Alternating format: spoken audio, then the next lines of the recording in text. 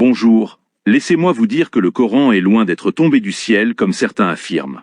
En effet, oui, dans la croyance islamique, le Coran est considéré comme infaillible et parfait, car il est censé être la parole directe d'Allah, qui est lui-même infaillible.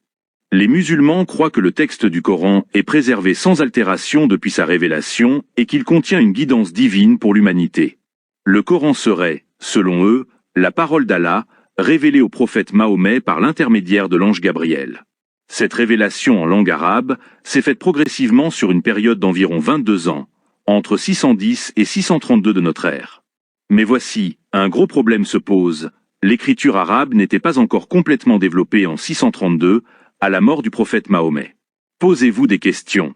À cette époque, l'écriture arabe existait déjà, mais elle était encore en évolution et manquait de certaines caractéristiques essentielles pour une compréhension du Coran sans ambiguïté.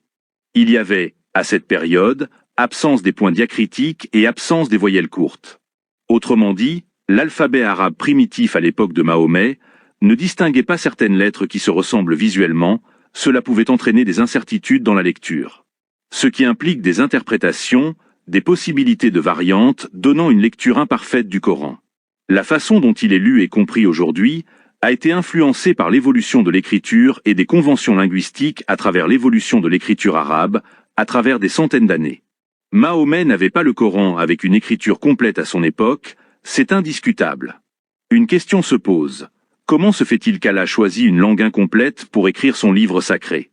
Par la suite, les Omeyyades ont rajouté les points diacritiques entre 685 et 700 de notre ère, soit, au moins, 53 ans après la mort de Mahomet. Concernant les voyelles, elles ont été rajoutées vers les années 786 et ce n'est qu'avec les Abbassides, entre 750 à 1258, que la forme moderne de l'arabe écrit devient la norme. Si l'écriture du Coran a évolué avec l'ajout de points et de voyelles, peut-on vraiment affirmer qu'il est resté inchangé ? Non, il a subi de nombreuses modifications. Il faut aussi noter qu'il existe aujourd'hui plus de 30 versions du Coran à travers différents pays, comprenant des différences notables entre eux. Sans même parler des abrogations de certains versets par d'autres, comment ce livre peut-il être considéré comme parfait ? La perfection peut-elle être abrogée ? Certainement pas. Ce qui est véritablement parfait ne devrait jamais être modifié, sinon c'est de la corruption. En somme, la perfection est absolue et unique, donc la modifier, c'est la nier. Si le nouveau verset remplace l'ancien, il faut se demander, sont-ils identiques en perfection ou l'un est-il supérieur ? Si l'un est supérieur, alors l'ancien n'était pas parfaitement parfait. De toute façon, une contradiction entre deux versets abrogés, comme on retrouve dans le Coran, signifie que l'un des deux ne peut être absolument parfait. Donc le Coran ne vient pas de Dieu, c'est aussi simple que ça. De plus, même un hadith Bukhari mentionne que les versets du Coran sur la lapidation et l'allaitement des adultes ont été mangés par une chèvre, voire Bukhari, hadith 6980. Comment peut-on croire à sa parfaite conservation ? Même aujourd'hui, on peut trouver des passages tronqués du Coran, et je vais vous montrer par la suite des contradictions dans le Coran ou les hadiths, c'est vraiment risible et pourtant. Regardez, par exemple, cette manipulation du Coran, qui est conçue pour tromper les lecteurs. Voir, Sourate 9, verset 31. Sur un site musulman, Quran.com.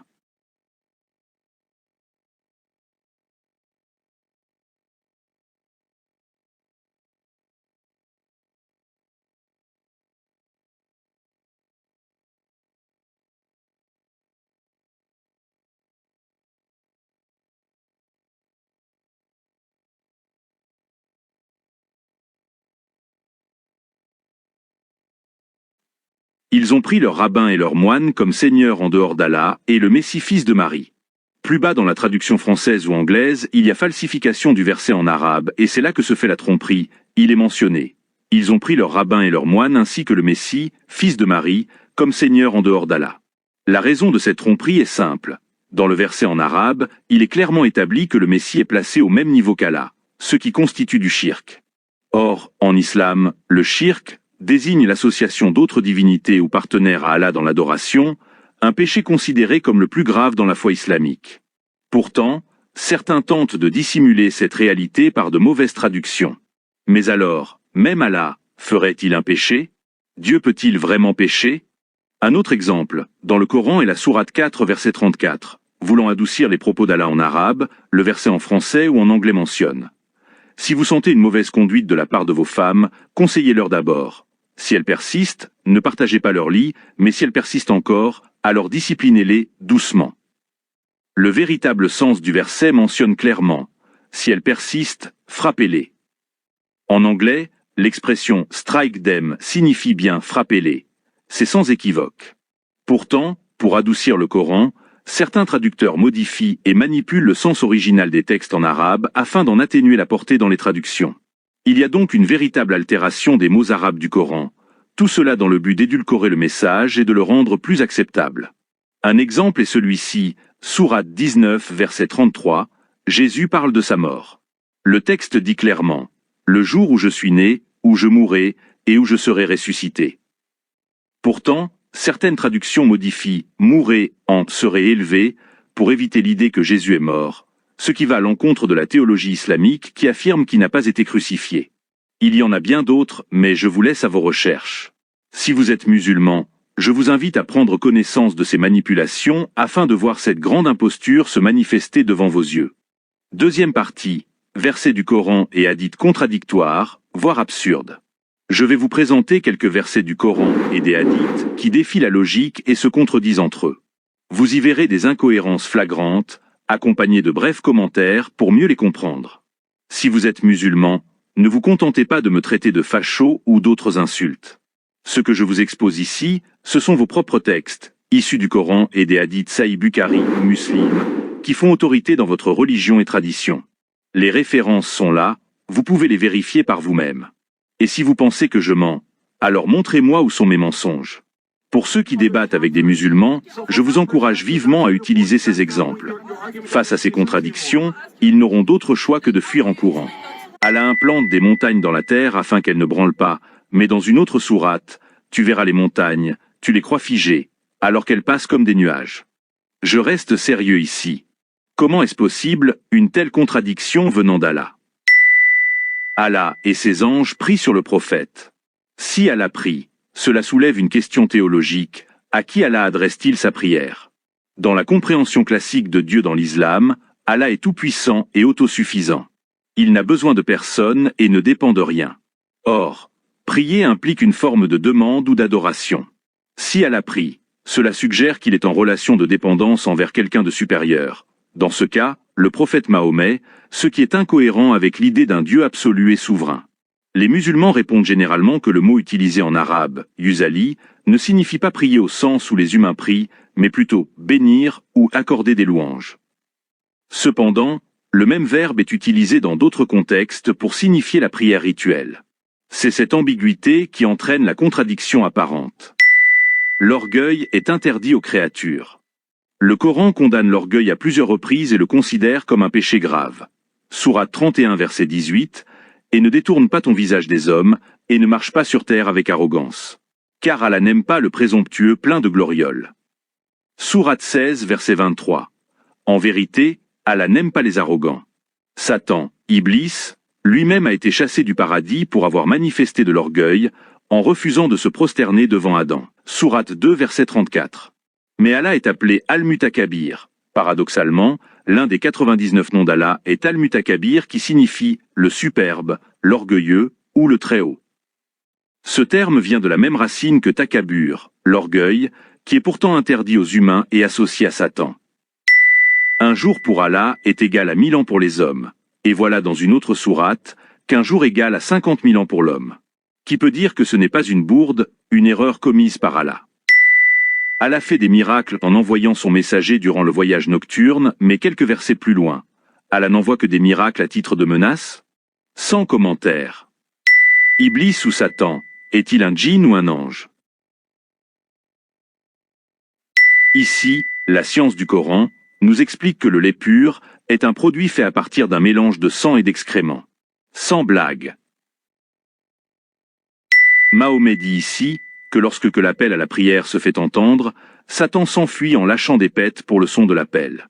Tous à authentifier par le grand savant Bukhari. En écrivant la sourate 1 versets 5 à 7, les scribes musulmans sont pris la main dans le sac, les scribes d'Allah écrivent dans le Coran « C'est toi seul que nous adorons », c'est trop risible. Comment Allah peut dire « C'est toi seul que nous adorons » Donc nous implorons secours? Allah implore son propre secours. Vraiment? Guide-nous dans le droit chemin. Le chemin de ceux que tu as comblés de faveur, non pas de ceux qui ont encouru ta colère. Les scribes, dans cet exemple, sont pris en flagrant délit. Le Coran est considéré comme la parole directe d'Allah, et non comme un texte écrit par des êtres humains. Ah, vraiment. Allah a créé des chevaux, des mulets et des ânes. Pourtant les mulets ne peuvent se reproduire entre eux. Il vient de la rencontre entre un âne et une jument. Allah s'est encore trompé, vive la science du Coran. La liste est très longue et ici, je ne fais que mettre quelques exemples. Dans un hadith authentifié par le grand savant Bukhari, un homme nommé Am bin Mémin raconte qu'il s'est joint à la lapidation d'une guenon qui avait commis des rapports sexuels illégaux. C'est bien écrit dans Bukhari, je vous assure. Le témoignage d'une femme vaut la moitié de celui d'un homme. Ici dans le Coran, le pharaon menace des croyants du supplice de la crucifixion, alors que la crucifixion n'a jamais été pratiquée par les Égyptiens. Voilà un autre hadith authentifié par le grand savant Bukhari. Imaginez-vous qu'une pierre prit les vêtements de Moïse. Par la suite, Moïse poursuit la pierre en courant, lui disant « Ô pierre, donne-moi mes vêtements ». Tout ça sans parler de Satan qui urine dans les oreilles. Référence Sahih Bukhari 1144 et Sahih Muslim 774. Quand l'un de vous se réveille de son sommeil, qu'il se lave le nez 3 fois, car Satan passe la nuit dans ses narines. Référence Sahih Bukhari 3295 et Sahih Muslim 238. Et j'en passe des dizaines et des dizaines. En définitive, l'idée que le Coran serait parfait et inchangé depuis sa révélation soulève de nombreuses contradictions historiques et théologiques. L'évolution de l'écriture arabe, l'ajout progressif des diacritiques et des voyelles, ainsi que la diversité des versions existantes remettent en cause l'idée d'une préservation intacte du texte originel. De plus, des manipulations évidentes dans les traductions, des contradictions internes et des incohérences théologiques interrogent la cohérence du message qu'il porte. Ces éléments doivent inciter chacun à une réflexion critique et approfondie, en s'appuyant sur des faits historiques et philologiques plutôt que sur des dogmes imposés. Il ne s'agit pas d'attaquer gratuitement une croyance, mais d'examiner objectivement les incohérences qui remettent en cause l'infaillibilité du Coran ou même l'authenticité des hadiths les plus attestés. Face à ces faits, la véritable question à se poser est la suivante. Un livre censé être parfait peut-il contenir autant d'ambiguïtés et de contradictions, de même pour les hadiths authentiques? La recherche de la vérité exige du courage et une remise en question honnête. À chacun d'entreprendre ce chemin avec ouverture et discernement. Merci d'avoir regardé cette vidéo et à la prochaine. N'oubliez pas de partager ou de laisser un commentaire et même de faire une mention j'aime.